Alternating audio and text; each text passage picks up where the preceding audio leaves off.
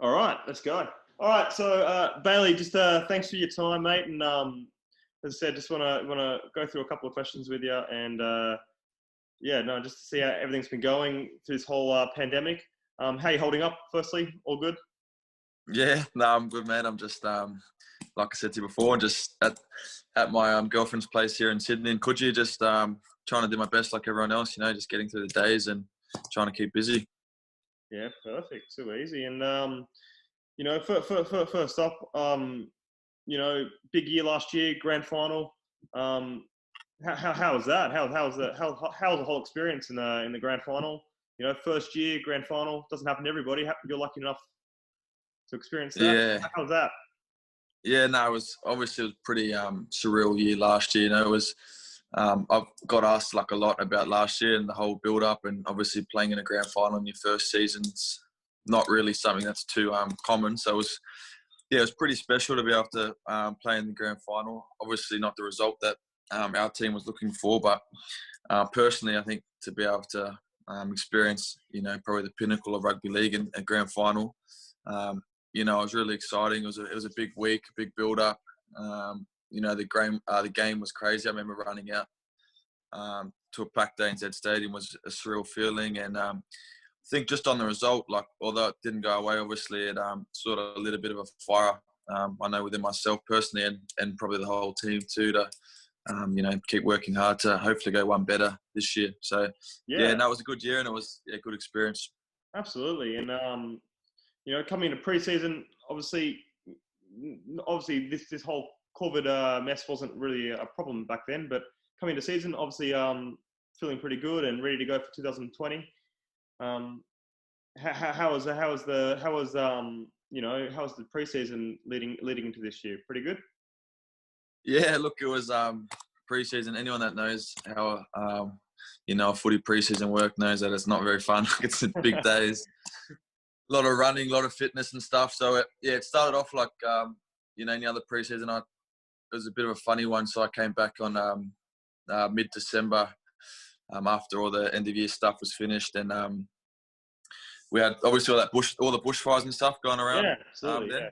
Yeah. Yep. Yeah, down the south coast and up through Canberra, there was a lot of fires and stuff. So we actually got moved to the sunny coast up in Queensland as a squad because all the smoke and that was just too dangerous to train in Canberra. So we were moved up to Queensland. So most of the preseason was up there, which was cool, and a bit of a change of environment for everyone. But Nice. everything was going well. And then, obviously the coronavirus thing came and sort of wrecked it all.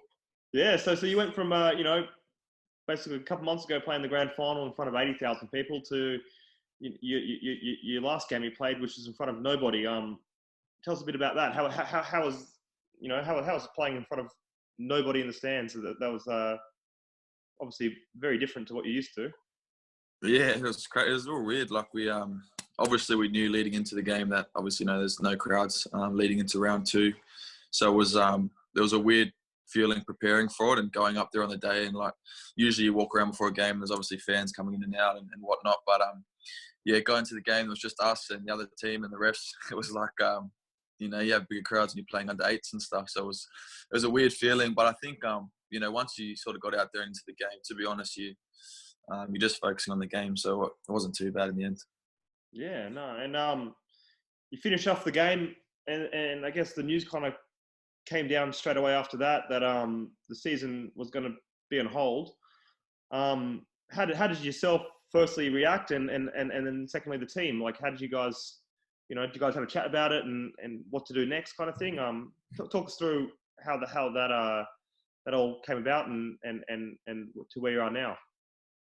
Yeah, so it was we finished playing. We played up on the Gold Coast. We finished playing there and flew back.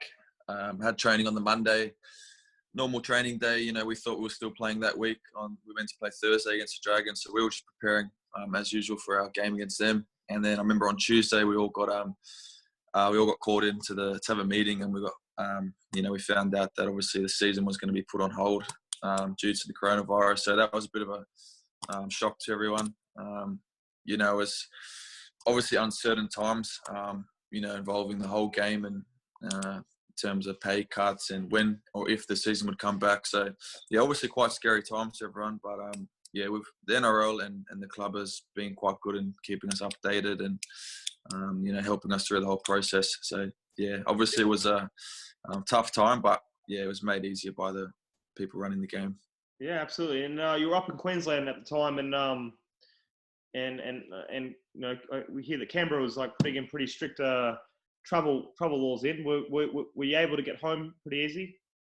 Yeah, so prior to the round 2 games, all the teams had been that were travelling interstate just for safety reasons. Like the NRL organised private charter planes, so yeah.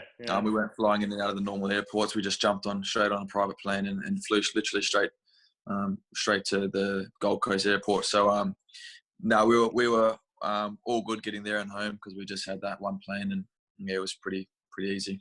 Yeah, no, and all right. Well, you've been told that there's no more games, and you basically got to go home and self-isolate like the rest of us. When did it start kicking in that for yourself that this is going to be where it's going to be for a while, and when did you get your head around of I've got to make a plan for what I'm going to have to do to get yourself keep yourself fit and ready to get back into the season when it starts up again? How long did it yeah it was probably took me a couple of days to sort of get my head around the whole situation and work out what I was going to do, just because of the whole uncertainty. At that point, we had been told that the season was most likely not going to return, if it was to return at all, until about August. So, that's obviously at the time then 6 months away. So it was a long time to be doing nothing. So it wasn't sort of a few days on. The club sort of, kept talking to us and delivered out some programs, and by then you sort of you had no choice. You got to get stuck into your training because the whole uncertainty, we could have been back in a week or 2 weeks. So it was important to stay on top of things. So, luckily I was able to get some sort of gym equipment from the club, and, a local oval near me where I could keep training. And so I just, try to keep a good routine during those days. Perfect. All right. So run us through a day to day. What would be, what'd be an average day for yourself in self-isolation? Include like your training and stuff like that. What would your day look like, mate?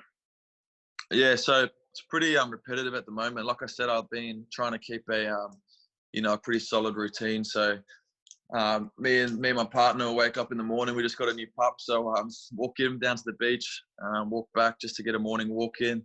Then I'll have some brekkie. After that, try and go do some running down the oval or a beach run, just some cardio, just to get some running in my legs. Then come home for lunch, and then in the afternoon we've got a bit of a home gym set up, so I'll get my weight session done. And then really just plodding around. The last few days I was going down to the beach for a swim, but it's been closed now, so just sort of hanging around the house or go for another walk. Just like everyone else, just trying to find little activities to do to keep busy and keep some sort of sanity during it all. Yeah, no, absolutely. And let's go on, about what you're eating, mate. Like, how much are you eating a day? Obviously, keeping your size about you is pretty important. What kind of eating plan are you on, and how many calories are you eating in a day? And tell us a bit about your diet if you don't mind. Yeah, so basically I've got we get like nutrition plans from the club and stuff, but personally I just keep it pretty simple. So in the morning I just have like sort of a light brekkie. Tend to just have some cereal with banana and yogurt. So I'll just have Wheat Bix and banana and some yogurt with it, just because I don't want to have too much in my stomach when I'm going to do a running session. And then sort of post that running session where I'll probably burn a lot of calories, that's when I'll tend to have a bigger feed. So come home and I won't say I cook, but my girlfriend cooks for me, so she'll cook up some protein, so some eggs, chicken. I'll have that with some avocado and some cheese on toast. So some big sandwiches there, and usually a protein shake there. I've got have my protein powder and some frozen fruits and whatnot in a bit of a smoothie. That's probably my main meal, and then in the afternoon, have a light snack. Sort of can be whatever you can have. For me, like cracker or tuna and some crackers or something like that. And then for dinner, we just go across to Sarah's parents' house, and you know, they always cook up a storm for us. So I try to have another big feed there. Like you said, it's you know, it's important to be eating heaps because, you know, with all the training you're doing, well, it's important to be refueling your body. So yeah, I make sure that I try to really get big feeds in after those workouts as opposed to beforehand. Yeah, oh, that sounds good, mate. And water, you drink a lot of water a day, just things Yeah, like that. yeah, drink heaps of water. You know, trying to aim for about 3 liters a day. So got a lot of bottles here. Also got one of those big 1 liter sort of containers. So Yeah. just try and, like, you constantly sip on it through the day. You know, don't want to scull it, but just constantly That's it, sipping away. exactly. Just Yeah. keep hydrated. Yeah, it's probably the better way to do it. Yeah, absolutely. Yeah, it's good. It's good, man. And obviously one of the big things about being self-isolated is you know, not being able to train with your teammates. And obviously, you know, with your job, you know, the camaraderie is pretty big in your line of work. So how do you keep in contact with all your teammates and, you know, keep on the same page and keep yourself motivated, keep each other motivated? How's that been working out for you? Yeah, it's obviously, like you said, in our sort of line of work, being a footy team, that whole sort of team culture and togetherness is a pretty big part of it. So it's been challenging, not sort of being around your teammates and stuff. But what we've sort of tried to do is, obviously you can be in groups of 2, so sort of pair off with a bit of a training buddy that you can, you know, get through your training with. It's always easier, I find, training with someone than by yourself. So while I was still back in Canberra, I was paired off with Jackie White, and so me and him would get through our work together, and it was good to have someone there. You know, he's a half, so he'd put some kicks up. I was a back 3, so I'd be doing my catching, so just working on our skills there. And yeah, like we're doing now too, every Wednesday as a team we'll have a Zoom call. So there's about, you know, 40 of us on there, including all the staff, just to touch base and checking on one another. And, you know, there's always constant updates flooding through in terms of what's happening behind the scenes. You know, I'm trying to get the season back on track. So yeah, just little things like that. You know, keeping in touch is, you know, it's handy just to check on one another and see how everyone's going. Yeah, absolutely. And obviously the numbers of the coronavirus are going down every day. You know, we're hearing in the news that, you know, the NRL is not very far behind from starting up again. You know, everybody's saying about the 28th of May, and then you're hearing other reports, you know, kind of downplaying that. As you as a player, is it hard to try and get yourself refocused and try to have a date in your mind of when it's going to start, or you're just kind of at the mercy of everybody else of not really knowing? How's that sitting for you? Yeah, it's a funny one because like we literally as players, we only know just as much as, you know, everyone else in the public. So what you guys all know is what we know too. And yeah, as far as the latest update we've had as a playing group is you know, that the season's going to be going ahead on the 28th of May. Next month will be the first round, and training will resume the 4th of May, which is about a week and a half away, I think. So that's sort of the date that I've got in the back of my head, that we'll be back training in sort of a week. So my thinking is, you know, getting prepared to play in about a month's time. So yeah, but as you said, it's such an unknown, this virus. You know, it could change overnight. You know, that's what we've been told is, you know, things can change pretty rapidly. So yeah, but as far as I'm concerned, you know, we're back playing then. So that's sort of what I'm trying to get my head around. But like I said, just try and stay on top of things. Even if that date's pushed back further, it's important that, you know, you just stay in the routine and keep training, because you never know when you'll be back.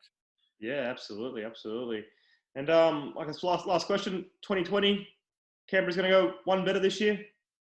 Yeah, I hope so. I Okay. think you know, we've got a pretty stable squad there in terms of, you know, being able to retain most of our team from last year. So, you know, we came out of the start of the season pretty good there, 2 from 2, and you know, we're playing some good footy, and I thought we had a really good preseason. So it's a shame, you know, it's been put on hold. But in saying that, hopefully we can get back out playing there. I'm sure we'll, you know, we play good, we'll give it a good crack. But, you know, there's a lot of good teams, so it's, you know, it's going to be a big ask to win it. But yeah, definitely reckon we can do it.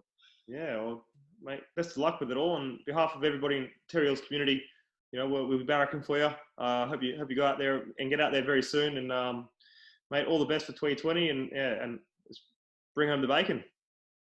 Just Fletch. Thanks, mate. Cheers. Thanks, Bailey. Thanks, mate. Easy. Too easy, bro. Mate.